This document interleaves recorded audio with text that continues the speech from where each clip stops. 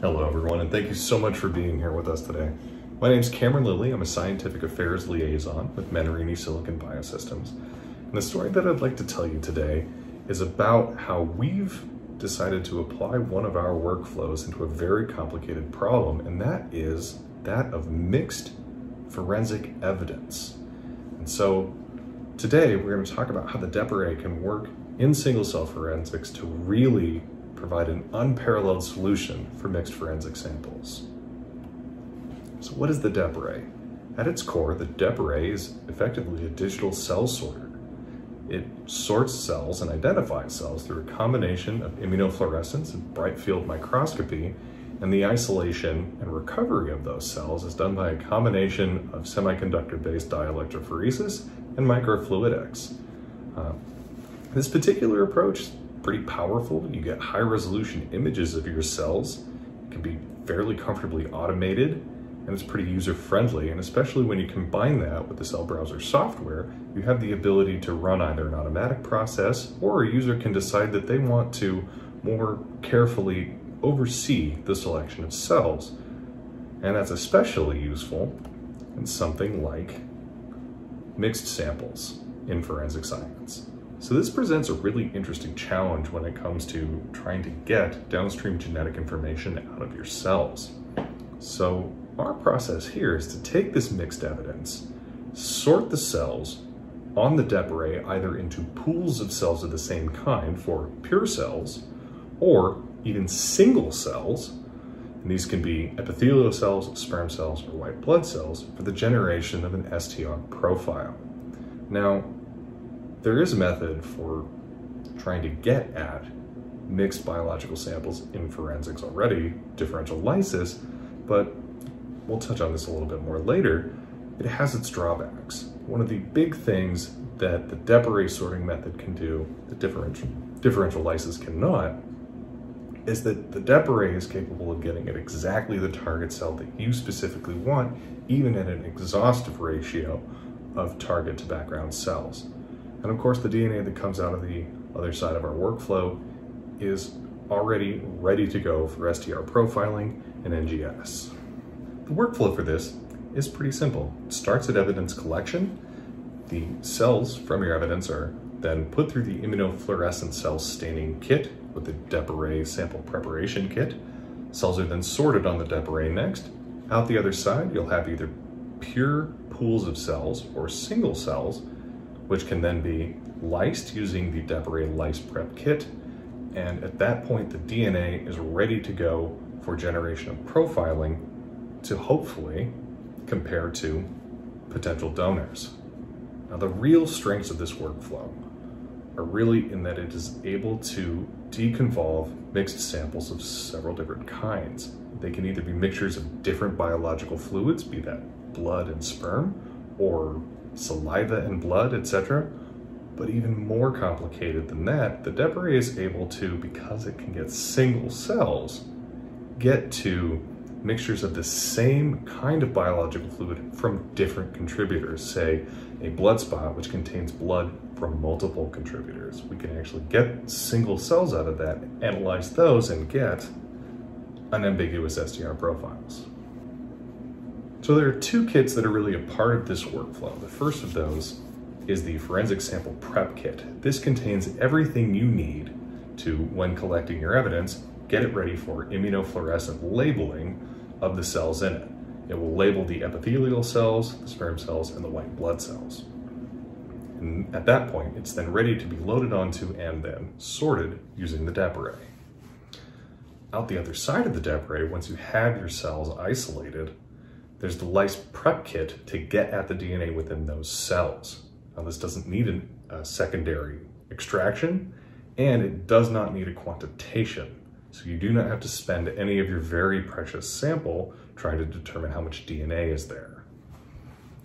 This simple lysis is also ready to go for existing workflows for standard genotyping, NGS, and even capillary electrophoresis. The real goal of all of this is to take a complicated biological sample in a forensics avenue and get an unambiguous STR profile out of a mixed sample. The goal here is then to try to identify the contributors of each of those cells in this mixed sample. There's an example of this here on the right. There's a mixture of saliva and semen that was then sorted on the DEPArray. We got pure pools of cells, and we're able to generate clean STRs for each contributor out of this mixed sample. And this is really the power that the DEPArray forensic approach has to offer. So that was on pools of cells, but we can also do this on single cells. We have the ability to isolate, identify, and then sort up to 48 single cells out of a mixed sample. These, of course, can be cells of the same kind or different kinds, depending on what you're looking at and how many different sorts of cells are present in your sample. Once you have those cells isolated, you can then get clean STRs on each individual cell, which will then allow you to determine who the contributors are for those cells in your sample. As I showed you before, this is the workflow, but I want to take a moment to highlight specifically the DEPArray sample prep kit and what sets it apart. So this is the research paper in which we sort of describe this methodology in collaboration with the Scientific Investigation Department of the Italian Carabinieri Police. I want to talk a little bit about what that looks like. So the standard workflow for dealing with mixed samples is something I'm sure you're very familiar with, and this is the differential extraction method. This is a time-intensive method that is also labor-intensive to get at DNA from different cells in a mixed sample. This involves the very gentle lysis of epithelial cells, the removal of the DNA from those epithelial cells after pelleting out the sperm cells, and then the isolation of DNA from those sperm cells in order to get a quote-unquote female and a quote-unquote male fraction. Now again, this is an extremely work and time-intensive process and likely contributes very highly to the backlog of evidence that we see. The forensic sample prep kit, on the other hand, is much shorter and much simpler. It is a basic immunofluorescence staining. It takes about 4 hours, and you will be able to then take your samples, be ready to go for digital sorting onto the DEPArray Next. So, we've talked a lot about the DEPArray Next. What is it? What does it look like, and how does it work? There's of course the DEPArray itself, which is the instrument which contains all of the equipment necessary to take the fluorescent and bright field images of your cells, but also contains the controllers for the semiconductor arrays and the microfluidics on the DEPArray Next cartridge, which is where the cells will actually be held in place, imaged, and allows for the isolation of your cells of interest. So, what actually happens in the DEPArray Next cartridge? How are the cells held, separated, isolated, and then how do we get them out? I'll tell you a little bit more about that.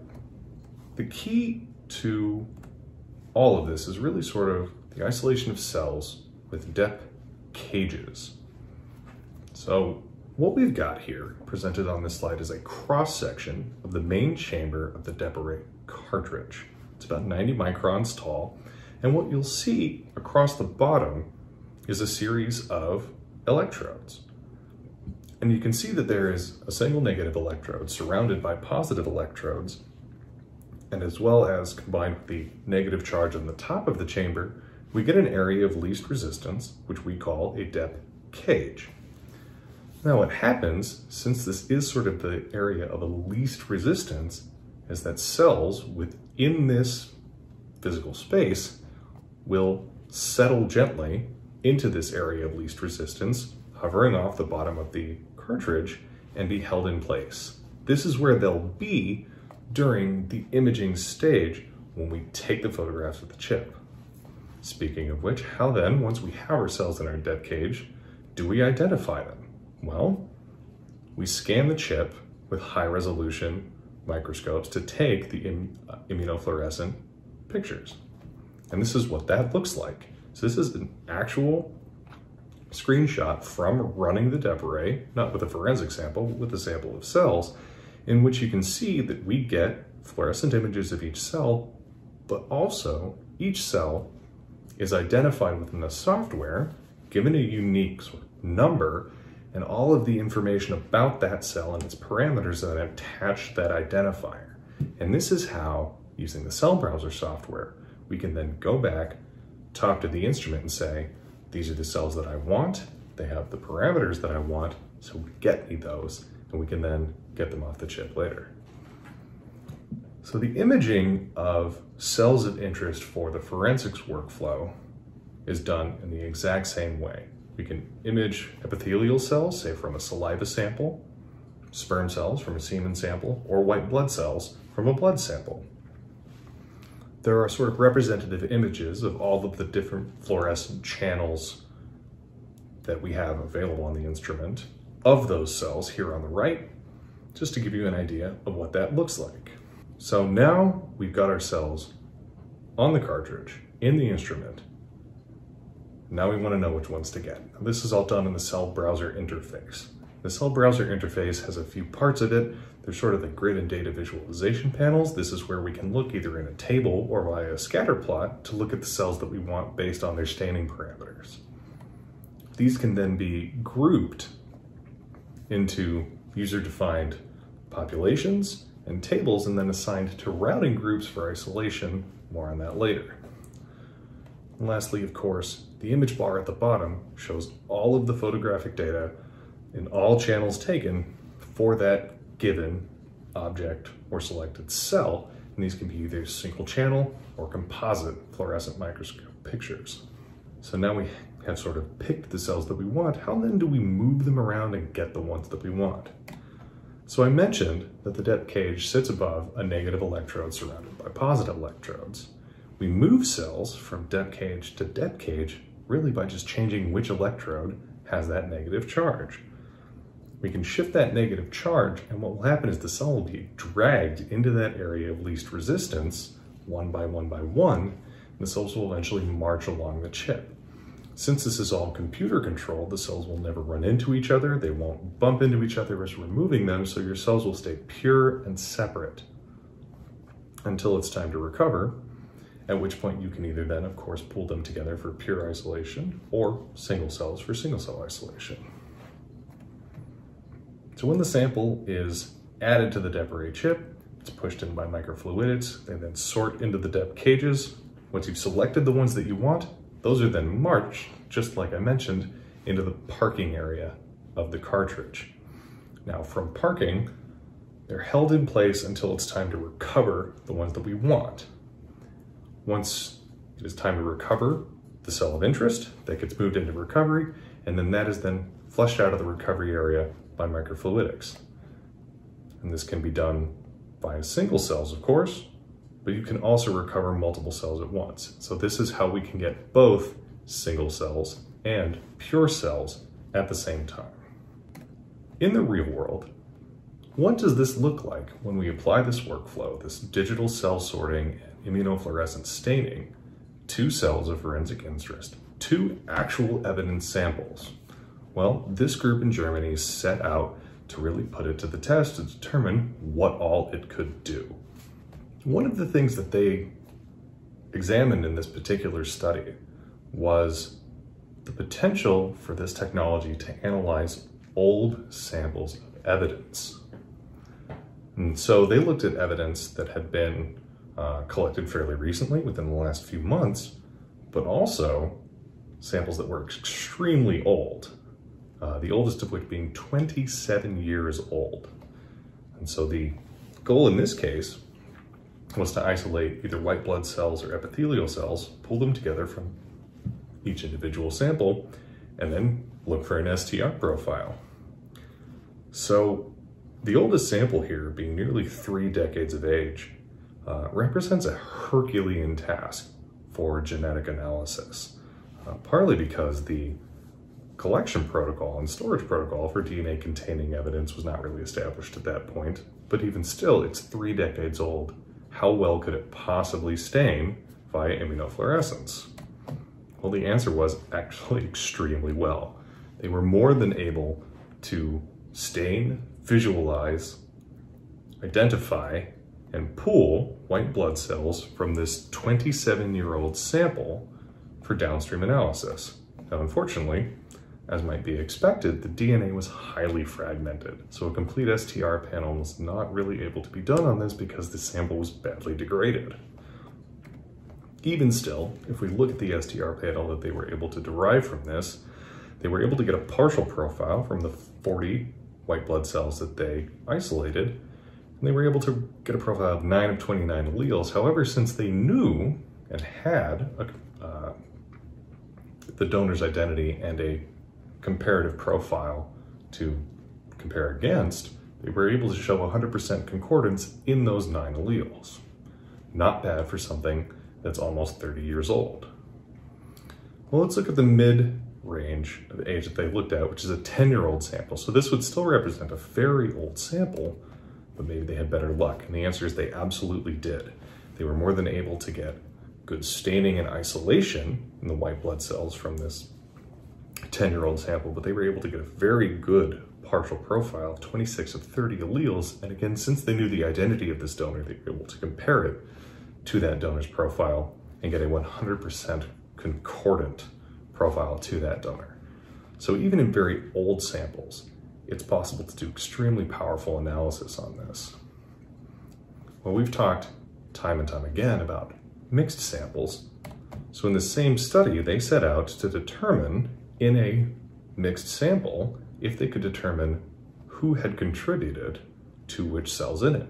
So in this particular mixed sample, we had a mixture of blood and epithelial cells, which were blood and saliva in origin, and they set to answer the question, in this sample, who was the contributor of the blood cells? They had an STR profile from the mixed sample, but they wanted to know specifically whose blood was in the sample. So they took this sample, put it through our workflow, did pure cell analysis to isolate the blood cells from it to generate a pure STR from those blood cells. And so using the DEPArray, they were able to unequivocally link that profile to that cell type, and so now they can tell whose blood it is. And what they were able to find is that they got a 100% match to the victim in this particular case from the 21 blood cells that they were able to isolate, pull together, and analyze from this mixed spot using the DEPArray technology. So this demonstrates the power of the DEPArray forensic workflow in pure pools of cells, or what we would call pure cell forensics. What about in single cell forensics, when we want to deconvolve really complicated mixtures where there might be multiple donors that have left the same biological sample type at the scene? So this same group in Germany set out to do the exact thing that I just said, where they are looking to try to determine who the contributors were in a mixed blood sample. This was done taking a sample off of a knife used in a crime. The sample was swabbed, put through our workflow, stained, and digitally sorted using the DEPArray Next technology to obtain individual single white blood cells. Each individual single white blood cell was then subjected to profile generation to determine whose blood was whose and if they could deconvolve the STR profiles of the individuals responsible. And what they were able to find was there was a male contributor, which they were able to determine cleanly by the presence of an X and Y chromosome. Got a pretty good partial match. There are some areas here, however, in this STR profile where they got allelic dropout, which represents a challenge in single cell biology where you need to be able to get equivalent amplification of each allele of a gene in order to see it at the end. And this is a place where that didn't happen. That does sometimes happen in single cell biology. However, there were also areas in their profile where it was difficult to determine if the lack of signal was from allelic dropout or if this person just happened to be a homozygote for that particular allele. One of the other things they were able to do, however, was determine that there was also a female contributor to the blood collected from this piece of evidence. And again, marked by asterisks here, these are places where it was difficult to determine in this profile from single cells if the missing expected signal was from a homozygote or from allelic dropout. So, the DEPArray forensic workflow represents an unparalleled ability to get at single or pure cells from mixed evidence in order to generate clean, pure STRs to help get at real answers in the forensic space. And with that, I'd like to open it up to what questions you have for me. Thank you very much.